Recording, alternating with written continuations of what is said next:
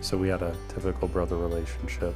I would tease him, he'd cry to mom. Robert and Jared Wakefield were brothers, separated by only 4 years. Robert, a mentor and friend to 22-year-old Jared, who was in college and working as a manager at Domino's as he pursued his goal of becoming a youth therapist. At the point where he's starting to get life figured out and knew the direction he wanted to go, and now it was a matter of getting there. But Jared would never get there. A distressing call to Robert's phone changed everything. Jared's had an accident, he's not well, it's a big deal, he's going to the hospital. Robert didn't know what went wrong or how a trip to the dentist office ended with his brother now on the brink of death.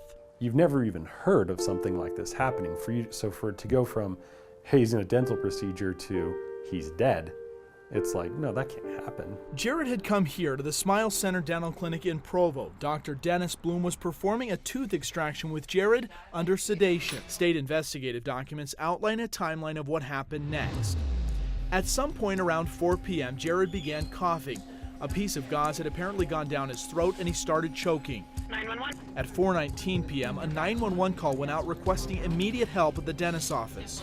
At 4:22, the paramedics arrived, and at 4:42, Jared was rushed into Utah Valley Hospital. The likelihood of him being okay was like 1 in a million. He had gone 37 minutes from the time he stopped breathing to the time they got his heart going again. The Wakefield family waited on edge for word from doctors, but 2 days later they directed medical staff to prepare Jared's organs for donation after he was declared brain dead.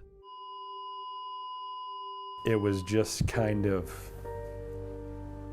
an emptiness, you know? But the shock of what happened was just beginning for Robert. And I was like, well, how does that even happen, you know? State investigators looked at the case and they called the dentist's actions grossly incompetent or grossly negligent. State charging documents outline a series of violations took place during the procedure before Jared died. For example, investigators said Dr. Bloom did not count how many pieces of gauze went in Jared's mouth, nor did he attach a string to the gauze that went in the back of the mouth, which could have been pulled out when Jared started choking. I thought it was a freak thing when he died, and then to try to dig in and do some research and be like, oh my gosh, this is super common.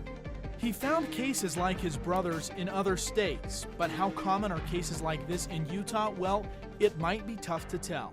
Nobody's tracking it. Here in Utah, it's not tracked.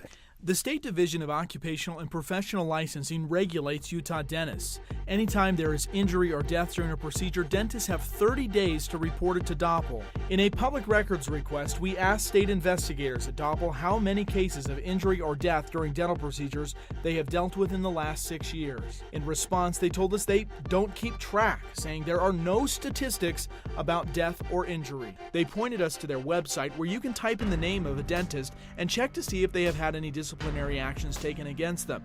Going through records for the last year, we found at least 5 dentists who've been disciplined by the state for a variety of reasons, but most for abusing prescription drugs. After Jared Wakefield's case, Dr. Bloom was given a $2,500 fine, banned from ever doing dental procedures involving general anesthesia, required to take a class on emergency medicine, and his license was publicly reprimanded.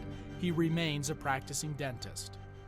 You assume they're all held to a certain level of care and you're safe wherever you go. Robert says he forgives the dentist who oversaw his brother's procedure, but he says he is now a fierce advocate for accountability in dentistry and warns people to not assume their dentist has a spotless record.